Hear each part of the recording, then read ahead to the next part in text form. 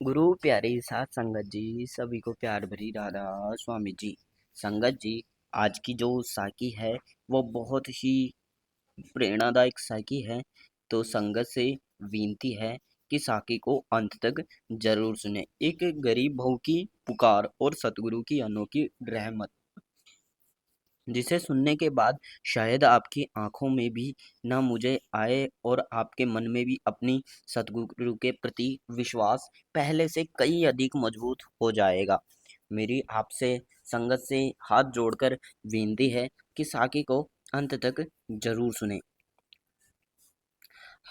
उस इंसान के लिए जो जीवन में दुख तकलीफ अपमान या केवल अकेलापन का सम्मान कर रहा है। इस कहानी में हम जानेंगे कि कैसे एक साधारण सी बहू कठिन से कठिन परिस्थितियों में भी अपने धैर्य, अपने संस्कार और अपने विश्वास का दामन नहीं छोड़ा। साकी का हर मोड़ आपको कुछ नया सिखाएगा और अंत तक पहुंचते पहुंचते आपको यह एहसास होगा कि सच्चे मन से किए गए कर्म अच्छे कर्तव्य कवि व्यर्थ नहीं जाते। इसलिए आप सभी से विनती है, इस वीडियो को बीच में बिल्कुल ना छोड़ें, क्योंकि अंत में मिलने वाली सीख जो आपके जीवन की एक सोच को भी बदल दे सकती है। अगर आपको ऐसी प्रेरणादायक साखी सुनना पसंद है तो आप हमारे चैनल को सब्सक्राइब करें और हमारे वीडियो को भी लाइक करें। यह प्रेम और आशीर्वाद हमें आगे से भी ऐसी ही प्रेरणादायक साखी लाने की प्रेरणा देता रहेगा। संगत जी, यह साखी एक पंजाब के एक छोटे से गांव की है, जहां मनीषा नाम की एक साधारण संस्कारी और बेहद दयालु लड़की रहती थी।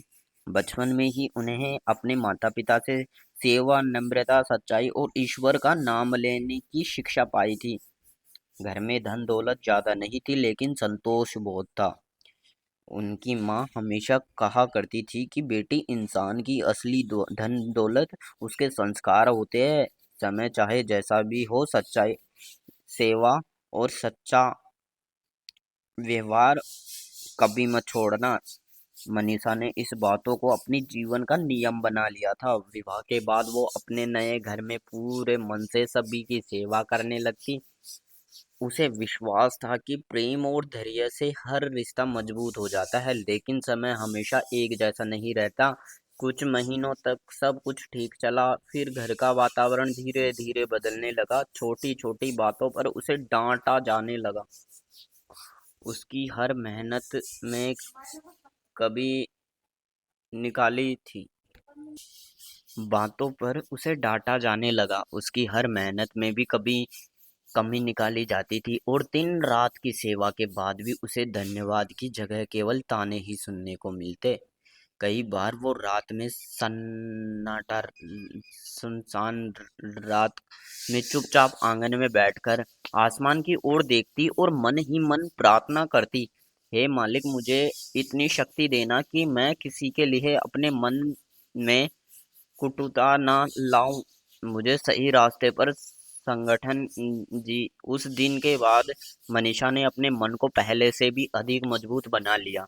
उससे ने तय कर लिया था कि चाहे उसके सामने कितनी भी कठिनाई परिस्थितियां क्यों ना आ जाए, वो अपने संस्कार का साथ कभी नहीं छोड़ेगी। लेकिन शायद जीवन उसकी सहन शक्ति की सबसे कठिन परीक्षा लेने वाला था। एक सुबह जब पूरा परिवार नाश्ता कर रहा था, तभी घर में अचानक हलचल मच गई।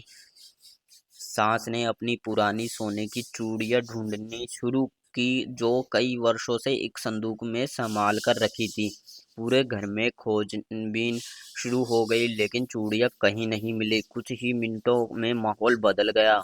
बिना किसी के प्राण के शक की उंगली सीधे मनीषा की ओर उठ गई। किसी ने उसकी बात सुनने की कोशिश तक नहीं की। सास की आंखों में गुस्सा था, ननद के साथ कानों से भरे हुए थे और कुछ पड़ोसी भी तमाशा देखने के लिए इकट्ठे हो गए। मनीषा बार बार हाथ जोड़कर कहती रहती, माँ जी मैंने आपकी किसी भी चीज को हाथ तक नहीं लगाया। मैं गरीब घर की बेटी हूँ, लेकिन मेरे माता पिता ने मुझे किसी को हक लेना नहीं सिखाया। उसकी आवाज कांप रही थी, लेकिन उसके शब्दों में सच्चाई साफ झलक रही थी। फिर किसी ने उसे आंसुओं की कीमत नहीं समझी। उस रात उसने भोजन तक नहीं किया।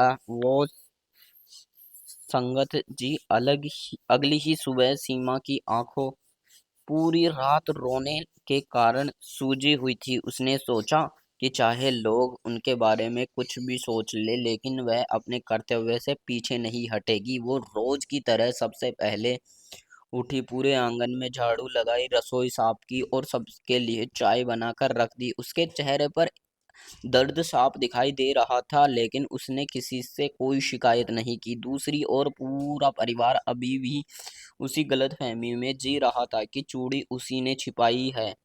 दोपहर के शाम समय गांव की एक बुजुर्ग दादी, जिन्हें सब बहुत सम्मान देते थे, किसी काम से उनके घर आई। उन्होंने घर का भारी माहौल देखा और कारण पूछा।